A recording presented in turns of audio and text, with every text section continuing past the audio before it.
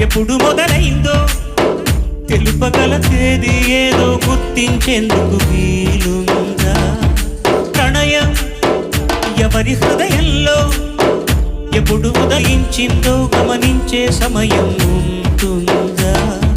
ప్రేమంటే ఏమంటే చెప్పేసే మాటుంటే ఆ మాటకి తెలిసేనా ప్రేమంటే? అది చరితలు సైతం చదవని వైనం, కవితలు సైతం పలకని భావం, సరిగమనెరుగని మధురిమ ప్రేమంటే. దరిదాటి ఉరకలు వేసే ఏ నదికైనా తెలిసిందా తనలో ఈ ఉరవడి పెంచిన తొలి చినుకేదంటే?